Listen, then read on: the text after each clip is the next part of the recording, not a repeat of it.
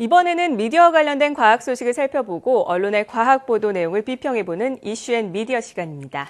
공공미디어 연구소 이경락 박사 나오셨습니다. 안녕하세요. 예, 안녕하십니까. 네, 오늘은 어떤 내용을 가져오셨습니까? 예, 일반적으로 과학과 관련된 뉴스는 다른 뉴스에 비해서 매우 객관적이기 때문에 의심할 여지가 없다 이렇게 생각되는 그런 경향이 강합니다. 예. 왜냐하면 관련된 연구들이 엄밀한 과학적 방법을 통해서 그런 법칙을 찾고 그리고 또 그것이 다른 학자들로부터 또 검증이 되면서 진리 혹은 진실로 받아들여지기 때문입니다. 그런데 이 정치 관련 소식 같은 경우에는 그 언론사의 입장에 따라 또 다르게 전달되고 또 심지어 왜곡까지 발생하는 것에 비하면 이 과학 관련 뉴스, 즉 과학 저널리즘은 매우 객관적이고 무엇보다도 중립적으로 생각되는 경향이 굉장히 강합니다. 그렇지만 실제 과학 저널리즘을 좀 냉정하게 살펴보면 그 논란이 되는 부분도 많고 특정한 입장에 따라서 연구 결과도 다르게 해석되기도 합니다. 그래서 오늘은 시청자 여러분께서 과학 저널리즘을 어떻게 받아들이시는 것이 좋으실지 그리고 또 올바른 과학 저널리즘은 어떤 역할을 해야 되는지 이런 부분들을 좀 집중적으로 이야기해 보겠습니다. 네, 굉장히 궁금해지는데요. 그렇다면 과학 관련 보도가 어떤 절차를 거쳐서 시청자들에게 전해지는 겁니까? 이상 그 절차 말씀드리면 우선 과학적 절차를 따른 연구와 그리고 그렇지 않은 연구를 좀 구분해서 말씀을 드려야 될 것 같습니다. 먼저 과학적 과정, 그 절차를 따른 연구들에 대해서 말씀드리자면 이런 연구들은 대체로 논문이라는 형태로 출판이 되는데요. 대표적으로 네이처나 사이언스, 셀지 이런 것들은 이제 세계적으로 권위를 인정받는 학술지들입니다. 그래서 이러한 학술지에 저명한 학술지에 새로운 연구가 소개되면 일반적인 언론들은 그 학술지의 신뢰도 어떻게 보면 또 더 정확하게 말씀드리자면 그 심사 과정에 대한 신뢰도 이런 것 때문에 특별하게 따로 검증을 하지 않고 더 엄밀하게 말하면 또 어떻게 보면 연구를 제대로 검증하지 못한 채 그대로 이제 보도를 하게 됩니다. 예. 그런데 이 과정에서 지난해 있었던 스텝 줄기세포 논란처럼 네. 연구자가 의도적으로 이렇게 데이터를 조작하는 경우가 생기고 또 어떤 경우에는 연구비를 지원하는 단체의 성격에 따라서 그 데이터를 의도적으로 이렇게 선택을 해서 어떻게 보면 그 목표하는 따로 나오는 그런 결론을 유도를 하기도 합니다. 이게 보통 문제가 아닌 것 같은데 그렇다면 과학적인 절차를 따르지 않는 연구에서 나타내는 그 잘못된 점 어떤 게 있을까요? 예, 사실 이게 더 문제인데요. 과학적 근거 없이 자신의 견해를 그럴듯하게 좀 학술적인 것처럼 이렇게 포장할 수 있는 그런 부분들이 있습니다.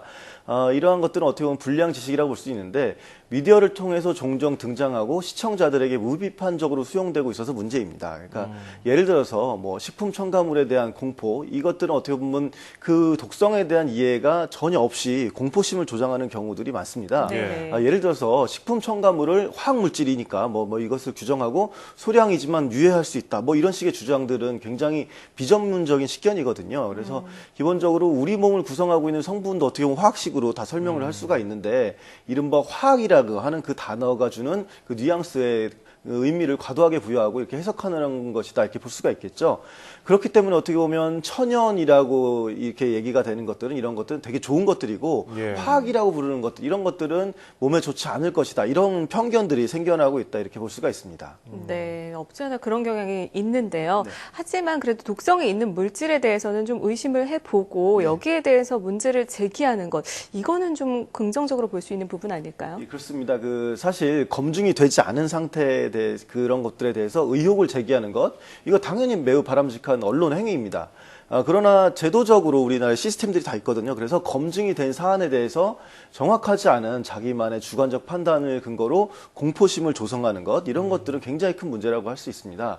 예를 들어서 식품 첨가물에 소량이지만 유해한 성분들이 이렇게 있을 수가 있거든요. 이제 그런 것들은 그런 것들이 어떻게 환경 호르몬처럼 작용할 수 있다 이런 주장들이 가끔 이렇게 TV에 나옵니다. 그런데 이런 것들은 굉장히 논리적 비약입니다. 네네. 그러니까 우선 호르몬이라고 했을 때에는 내 몸의 그 정체가 내 몸의 대사를 조절하기 위해서 내 몸 스스로가 만들어내는 그런 신호물질이거든요. 그래서 이런 것들 자체가 이미 첨가물이라고 하는 것과는 전혀 다른 것이고요. 예. 그리고 첨가물이라고 하는 것들은 우리나라 미국 FDA도 있고 우리나라 식약처도 있지만 굉장히 오랫동안 그 영향력과 축적성 등을 고려해서 유해성 검증을 마친 겁니다. 그리고 과학적으로. 그래서 호르몬 작용과 전혀 무관한 그런 물질이라고 볼 수가 있는 것이죠. 그런데 우리 미디어 같은 경우는 그 위험성에 대해서 과도하게 강조를 하는 경향이 있습니다. 그래서 과도한 공포심, 정확하지 않은 정보로 인한 공포심 그런 것들은 조금만 문제가 있다고 해도 너무 크게 부풀려서 그렇습니다. 그렇습니다. 네. 이게 뭐 몇 년 전부터 뭐 식품 첨가물 관련해서 논란이 많았어요. 뭐 MSG 들어가면 나쁜 거다. 뭐 이런 식으로 뭐 하는 사람들도 있고 예능 프로그램에서 아 이거 뭐 MSG 들어갔어 먹으면 안 돼. 뭐 이런 식으로 하니까 사람들이 좀 혼란을 느끼는 것 같아요. 근데 이 식품 첨가물이라는 거 이게 뭐 기준이 있지 않습니까?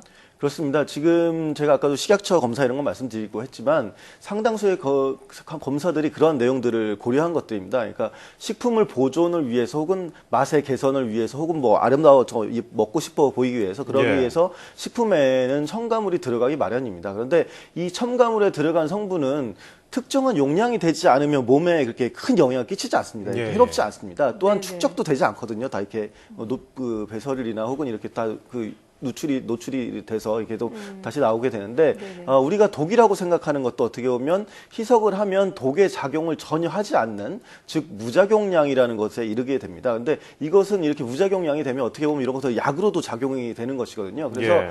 제가 지난해 이 시간을 통해서 그 치약의 유해성 관련된 그 부분을 전해드린 적이 있었는데요. 네네. 결론적으로 보면 해당 성분이 몸에 축적되지도 않고 또 해당 함유량 정도는 인체 유해한 수준까지 끼치지 않는다 이런 것으로 이제 마무리가 되었습니다. 네.